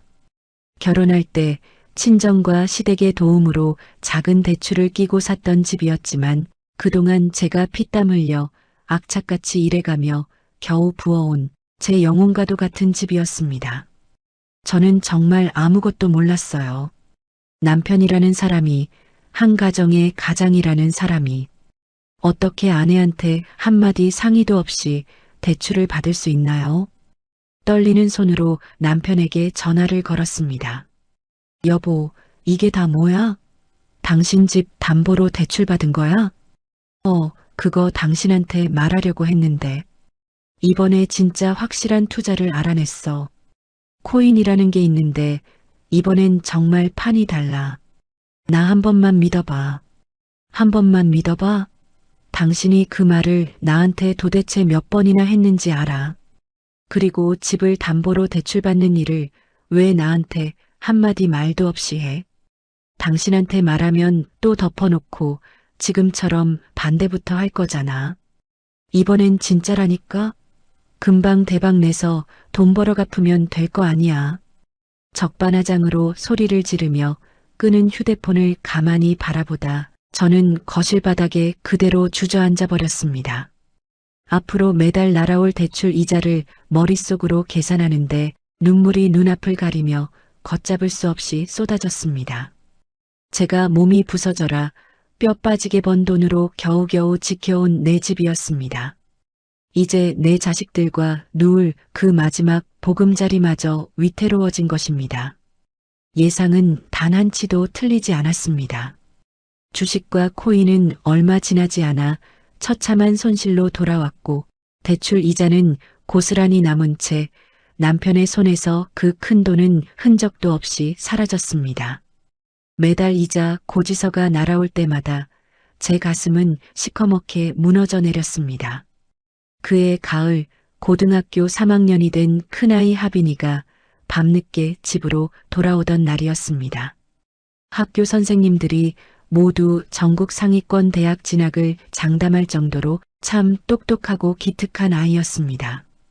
저는 그 환경에서도 올바르게 자란 아이가 좋은 대학에 가는 것만이 제가 이 지옥 같은 세월을 버텨온 유일한 삶의 의미라고 생각했습니다. 그런데 그날 밤 가방을 내려놓은 큰아이가 저를 조용히 불렀습니다. 엄마, 나 할 말 있어. 여기 잠깐 앉아봐. 왜 그래? 학교에서 무슨 일 있었어? 엄마, 나 대학 안 가려고. 순간 귀가 먹먹해지며 아무 소리도 들리지 않았습니다. 그게 무슨 소리야, 하빈아. 선생님들도 내 성적이면 다 된다고 하시잖아. 엄마가 어떻게든 돈 마련할 테니까 너는 아무 걱정 말고 그냥 공부만 해. 엄마, 나 대기업 생산직 합격했어. 졸업하면 바로 출근해서 돈 벌 수 있어. 하빈아. 엄마, 제발 그러니까 이제 내 앞에서 울지 마. 나 엄마 힘든 거 다 듣고 보고 알고 자랐어. 아빠 때문에 그리고 할머니, 할아버지 때문에 엄마가 평생 눈물 흘리고 사는 거 내 눈으로 다 봤단 말이야. 나 이제 다른 거 필요 없고 내 손으로 엄마 지켜주고 싶어. 앞으로 돈은 내가 돈 벌 테니까 제발 아빠랑 이혼해. 엄마 인생 살아, 이제. 도대체 이 아이는 언제 이렇게 큰 걸까요? 부모 사랑 한 번 제대로 못 받고 커온 내 아들. 부모로서 해준 것도 없고 상처 속에서 커온 제 아들. 아이의 커다란 눈에 눈물이 핑 돌며 맺혀 있었습니다. 목소리는 차분하고 담담했지만 그 담담함 속에 녀석이 얼마나 오랜 시간 혼자 생각을 치열하게 했을지가 고스란히 느껴져서 저는 그만 와락 울음을 터뜨리고 말았습니다. 그때 방 안에서 조용히 소리를 듣고 있던 둘째 수빈이가 나왔습니다. 형 옆에 나란히 앉더니 조용히 형의 손과 제 손을 마주 잡더군요. 엄마, 우리 이제 아빠 없어도 돼. 우리 진짜 다 컸어. 엄마가 우리 때문에 억지로 참고 사는 거 더 이상 보기 싫어. 그러니까 이혼해, 엄마. 내가 대신 형 목까지 더 열심히 공부할게. 꼭 성공해서 엄마랑 형 세상에서 제일 행복하게 해줄 거야. 두 아들의 단단한 손을 마주 잡고 저는 밤새도록 한참을 목 놓아 울었습니다. 자식의 미래까지 이 지경으로 망쳐놓았다는 어미로서의 처절한 죄책감과 그럼에도 불구하고 이렇게 올바르고 든든하게 자라준 아이들에 대한 고마움이 한꺼번에 파도처럼 밀려왔습니다. 그 서글픈 가을밤, 저는 평생 처음으로 이혼이라는 단어를 그 어떤 두려움도 없이 마음속에서 당당하게 꺼내 들었습니다. 오래 참아온 제 인생에 다 썩어 문드러진 동아줄을 이제는 내 손으로 과감히 끊어내야 할 때가 됐다는 것을 그날 밤 자식들의 눈물 속에서 비로소 깨달았습니다. 다음 날 아침 아이들을 학교로 보내고 나서 저는 한참을 거실에 멍하니 앉아 있었습니다. 밤새도록 눈물로 지새운 탓에 눈두덩이는 퉁퉁 부어올라 있었고 제 몸은 마치 납덩이처럼 무거웠습니다. 하지만 신기하게도 마음속에는 오히려 이상한 고요함이 잔잔히 흘렀습니다. 오랫동안 위태롭게 흔들리던 마음의 추가, 마침내 한쪽으로 굳건히 멈춰선 것 같은 그런 느낌이었습니다. 친정집에 가야겠다고 생각했습니다. 25 나이에 이 집에 시집와서 46이 되도록 20년이 넘는 세월 동안 저는 친정 부모님께 제대로 된 속 얘기 한번 시원하게 털어놓은 적이 없었습니다. 괜히 걱정하실까봐, 나 하나 때문에 늙으신 부모님 마음고생 시켜드릴까봐 나만 혼자 꾹 참고 감당하면 다 해결될 줄 알았어요. 사실 저희 부모님, 언니들, 형부들이 없었다면 저는 지금까지 버티지 못했을 겁니다. 겉으로 내색은 전혀 안 하셨지만 제 생일 때마다 그리고 아이들 생일 때마다 잊지 않고 맛있는 거 사 먹고 예쁜 옷 한 벌 사라며 부모님은 꼭 제 손에 큰 돈을 쥐어주셨습니다. 그리고 명절이라고 친정에 아이들을 데리고 가면 조카들 손에 그 아이들 나이에 맞지 않게 항상 용돈을 과할 정도로 넉넉히 챙겨주던 언니들과 형부들이었습니다. 다 압니다. 그게 다 저를 위한 돈이었다는 걸요.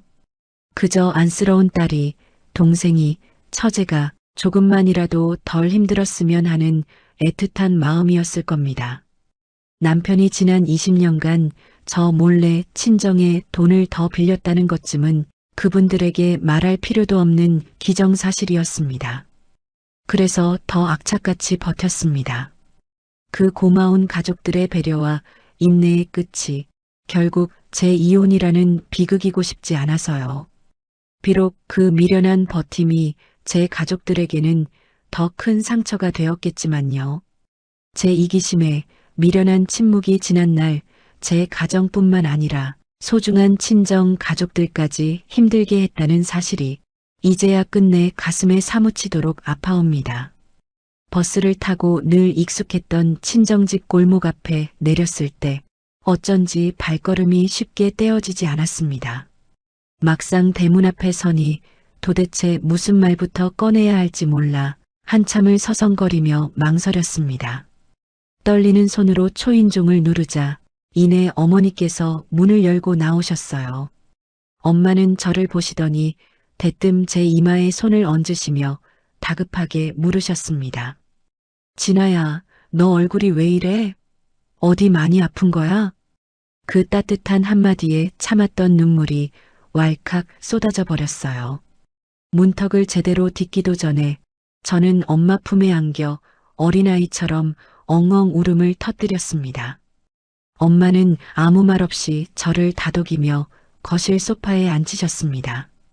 그러고는 따뜻한 물 한 잔을 제 손에 꼭 쥐어주시며 제 곁에 나란히 앉으셨어요. 은퇴하시고 집에 계시던 아버지도 조용히 제 맞은편에 앉으셨습니다. 갑작스러운 제 모습에 많이 놀라신 것 같았지만 부모님은 제가 먼저 입을 열 때까지 묵묵히 기다려주셨습니다. 무슨 일이야? 응? 진아야, 엄마한테 다 말해봐. 엄마의 그 한마디가 20년 동안 묵혀두었던 제 굳은 입술을 열었습니다. 처음에는 목이 메어 말이 잘 나오지 않아 그저 울기만 했는데 가슴속 응어리를 하나씩 꺼내놓기 시작하자 멈출 수가 없었어요. 20년간 이어진 남편의 숱한 사업 실패들, 제 이름을 팔아가며 지인들에게 돈을 빌리러 다닌 행각, 핸드폰 속에서 발견된 추잡한 기록, 그리고 시댁 식구들에게 당해온 수모와 잔인한 따돌림, 마지막으로 우리 집을 담보로 한도 끝까지 받아버린 대출까지요. 제 20년치 이야기가 한꺼번에 강물처럼 쏟아져 나왔습니다. 엄마는 제가 이야기를 하는 중간에 단 한 번도 말을 끊지 않으셨어요. 그저 제 거친 손을 두 손으로 꼭 쥔 채 눈물로 들어주셨지요. 이야기가 다 끝날 무렵 묵묵히 듣고 계시던 아버지의 눈가 역시 붉게 젖어 있었습니다. 평생 자식들 앞에서는 눈물 한 방울 보인 적 없을 만큼 단단하셨던 분인데 그날 아버지는 떨리는 손으로 슬그머니 눈물을 훔치셨습니다. 가여운 우리 딸, 왜 진작 말하지 않았어? 우리 귀한 막내딸을 그 몹쓸 집에서 그렇게 시들게 만들었다니. 엄마가 저를 품에 와락 꼭 껴안으셨습니다. 엄마 품에 안기니 그리운 엄마 냄새가 났어요. 아주 어릴 적 아무 걱정 없이 엄마 옆에 누워 잠들던 그 익숙하고 포근한 냄새였습니다. 저는 엄마의 품에 얼굴을 파묻고 정말 어린아이처럼 한참을 서럽게 목 놓아 울었습니다. 걱정하지 마라, 진아야. 이 엄마 아빠가 두 눈 시퍼렇게 뜨고 살아있는 한 우리 딸, 우리 손주들 절대 세상에서 굶기지 않는다. 이제 너의 든든한 후원자가 되어줄 테니 당장 그 집에서 나와. 더 이상 혼자서 외롭게 감당하려 하지 마, 진아야.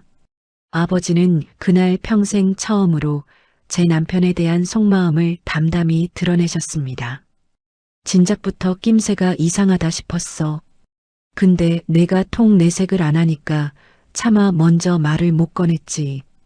우리 딸 마음이 다 헤집어지고 내가 가족들 살리겠다고 새벽 식당 일에 마트 일까지 하며 힘들게 살아온 걸 부모가 돼서 왜 모르겠니?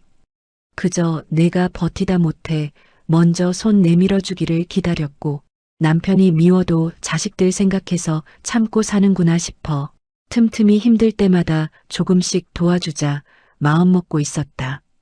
내 엄마랑 아빠가 그 세월 동안 너를 보며 얼마나 속으로 마음 아파했는지 아니? 이제 더는 우리 귀한 딸 시달리게 놔두지 않는다. 저녁 무렵이 되자 부모님의 연락을 받은 큰언니와 작은언니 그리고 형부들까지 하나둘 친정집으로 모였어요. 다들 제 거친 손을 꼭 잡아주며 저를 위로하고 격려해 주었습니다. 진아야, 내 뒤엔 우리가 있잖아. 법적인 소송 비용이든 뭐든 우리가 전적으로 다 도울 테니까 너는 다른 거 신경 쓰지 말고 하빈이, 수빈이 생각만 해. 에휴, 그 어린애들 두고 무슨 고생인지. 내가 그 자식 결혼하자마자 우리한테까지 와서 나 몰래 돈 빌릴 때부터 알아봤어. 이제 잘 정리할 것만 생각해. 맞아, 진아야. 사실 내가 진작 헤어졌으면 싶다가도 우리 조카들 생각하면 대놓고 말할 수도 없어서 참 미안했어. 이제부터 너 혼자 외롭게 싸우는 거 아니야. 내 형부들도 언니들도 다 같이 힘 합쳐서 도와줄 테니까 아무 걱정 마. 저는 그날 비로소 처음 알았습니다. 제 뒤에는 세상에서 가장 단단하고 따뜻한 친정이라는 커다란 방패가 지난 20년 내내 묵묵히 버티고 서 있었다는 사실을 말입니다. 혼자라고만 생각하며 외딴 섬에서 외롭게 싸워왔는데 사실 저는 단 한 번도 혼자였던 적이 없었습니다.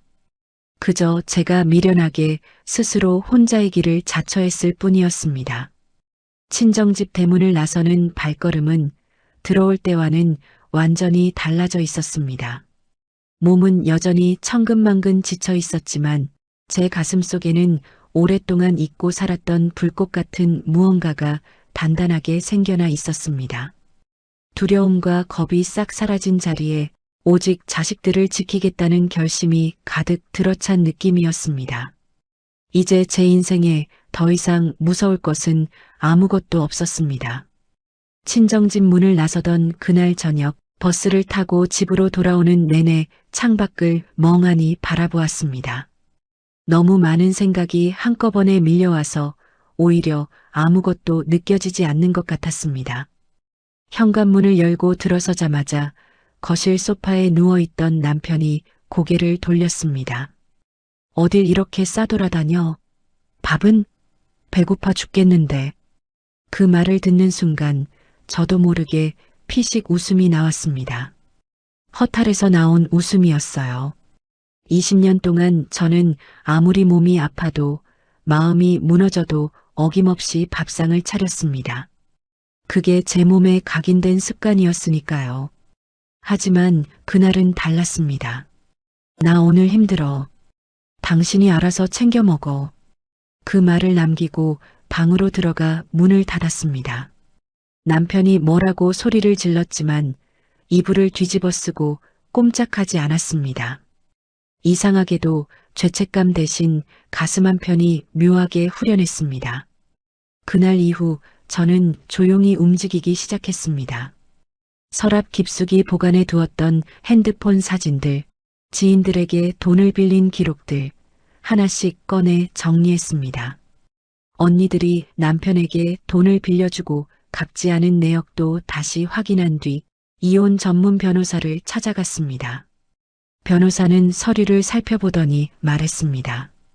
유책 사유가 명확하고 재산 분할도 충분히 주장할 수 있어요. 잘 오셨습니다. 며칠 뒤 남편 앞에 이혼 서류를 내려놓았습니다. 남편은 펄쩍 뛰며 소리를 질렀습니다. 이제 와서 무슨 이혼이야. 애들 다 키워놓고 나이 50다 돼서 무슨 이혼 타령이냐고. 당신 애들 생각은 안 해? 그게 지금 당신 입에서 나올 말이야? 애들이 아프면 같이 병원을 한번 가봤어? 애들이랑 목욕탕 한번 가서 서로 때를 한번 밀어줘 봤어? 그 흔한 가족 여행도 놀이공원 한번 안 가준 사람이 이제 와서 뭐? 당신 하빈이 대학 포기하고 취업했다는 사실 알아? 뭐? 대학을 왜 안 가? 취업? 어디로?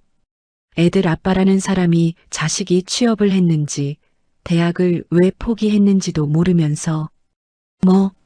애들 생각은 안 하냐고? 당신 외도에 나 몰래 집 담보대출에 투자한다고 내 이름 팔고 다닌 거 증거 다 있어. 나 변호사 선임했어. 더 이상 당신 협박 안 통해. 남편의 얼굴이 굳어졌습니다. 예전에 저였다면 움츠러들었겠지만 차갑고 단단하게 남편을 바라보았습니다. 다음 날 아침 일찍 시어머니에게서 불이 나게 전화가 왔습니다. 예, 너 지금 제정신이야? 애들 아버지인 남편을 내쫓겠다고? 너 이제 보니 아주 못됐구나. 어디서 감히 이혼 서류를 내밀어. 어머님 자식 귀한 줄 아시면서 남의 자식 귀한 거 아셔야죠. 20년 동안 아들 저렇게 만드신 데가 이제 어머님이 돌려받으시는 거예요. 여태 생활비 한번 제대로 준 적 없는 무능하고 아내 귀한 줄 모르고 바깥으로 도는 남편, 제 지인들에게 돈 뜯어내고 자식 미래까지 발목 잡은 어머님 아들. 이제 어머님이 데려가셔서 평생 끼고 사세요. 잠깐 침묵이 흐르더니 시어머니 목소리가 갑자기 누그러졌습니다. 아니 얘야, 진아야. 그동안 살아온 정이 있는데 애들도 있고 이 시어미가 잘못한 게 있으면 미안하다. 제발 이혼만은 다시 한번 생각해봐라. 저는 더 이상 듣지 않고 전화를 끊었습니다. 그 목소리는 더 이상 저를 흔들지 못했습니다. 이혼 절차는 변호사를 통해 진행했습니다. 결혼할 때 1억 5천만 원이었던 아파트는 그 사이 시세가 4억 원으로 올라 있었고 채무의 유책 사유를 명확히 입증해 재산 분할해서 제 권리를 온전히 찾아왔습니다. 도장을 찍던 날 이상하게도 눈물이 나지 않았습니다. 그저 길고 긴 겨울이 드디어 끝났다는 느낌이었습니다. 이혼 후 저는 친정 근처에 작은 빌라 전세를 구했습니다. 둘째한테는 학교에서 조금 멀어지는 게 미안했는데 아들은 엄마 나 괜찮아. 금방 적응해야 하며 오히려 저를 다독였습니다. 셋이 새 살림을 시작한 어느 날 저녁 큰아이가 들어오면서 치킨 봉투를 들고 왔습니다. 엄마, 우리 이사 기념으로 치킨 먹자. 작은 거실에 셋이 나란히 앉아 치킨을 먹으며 웃던 그 저녁이 제 기억 속에 오래도록 남아 있습니다. 저는 여전히 밤에는 식당 일을 했습니다. 하지만 이대로 언제까지 살 수는 없다고 생각했습니다. 이 나이에 아무것도 할 수 없다는 말은 듣고 싶지 않았고 누구도 빼앗아갈 수 없는 오롯이 저만의 자격증을 갖고 싶었습니다. 그래서 요양보호사 시험을 준비하기로 했습니다. 20년 넘게 가족을 돌보며 살아온 저한테 가장 잘 맞는 일일지도 모른다고 생각했어요. 학원에 다니기 시작했습니다. 처음엔 주춤했는데 교실 안에는 경력 단절 여성, 생계를 떠안게 된 분, 자식 다 키우고 새로 시작하려는 비슷한 또래의 분들이 가득했습니다. 저마다 사연은 달랐지만 지쳐 있어도 포기하지 않겠다는 눈빛은 같았습니다. 수업이 끝나고 함께 편의점 앞에서 캔커피를 마시며 나눈 이야기들이 아직도 마음에 남아 있습니다. 언니, 처음엔 이 나이에 무슨 공부냐 싶었는데 지금은 너무 잘 결정한 것 같아요. 그러게요. 우리 이제 우리 인생 사는 거잖아요. 누군가의 아내도 며느리도 아닌 오롯이 나 자신의 인생이라는 그 말이 참 좋았습니다.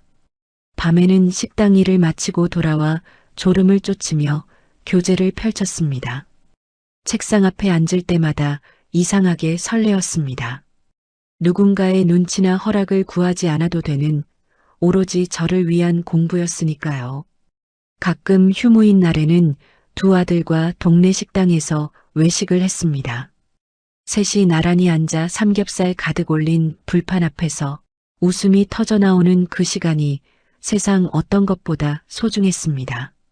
어느 날 밥을 먹다가 큰아이가 불쑥 말했습니다. 엄마, 셋이 이렇게 먹는 거 나 진짜 좋아. 그리고 엄마가 더 이상 울지 않아서 행복해.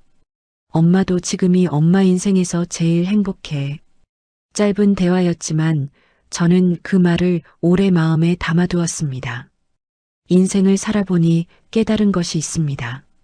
사람은 고쳐 쓰는 게 아니라는 것, 그리고 제가 건강해야 제 주변 사람들도 건강해진다는 것입니다. 엄마라서, 아내라서, 며느리라서 참기만 하면 모든 게 다 괜찮아질 거라고 스스로 속이며 살았지만 그건 거짓말이었습니다. 앞으로 닥쳐올 미래에 내가 어떻게 살아가야 할지, 과연 남은 삶을 내가 혼자서 잘 해낼 수 있을지, 솔직히 아직도 두렵고 모르는 것 투성이입니다. 하지만 전혀 상관없습니다. 처음부터 모든 해답을 다 알고 시작하는 완벽한 인생이 세상 어디에 있겠습니까? 저는 지금 늦게 핀 꽃이 되어가는 중입니다. 화려하지 않아도 괜찮습니다. 향기는 늦게 피어난 꽃이 더 짙다고 하니까요. 저와 같은 아픔 속에서 오늘도 이를 악물고 버텨내고 계실 모든 분께 제 이야기가 작은 용기 하나가 되었으면 합니다. 당신의 인생은 이제 시작입니다. 제 목소리에 끝까지 귀 기울여 주셔서 감사합니다. 전해드린 이야기가 마음 한구석에 작은 울림이 되었기를 바랍니다. 여러분의 일상이 늘 온전히 평온하시길 바라며 청춘은 안단테 채널을 함께 해주셔서 진심으로 고맙습니다.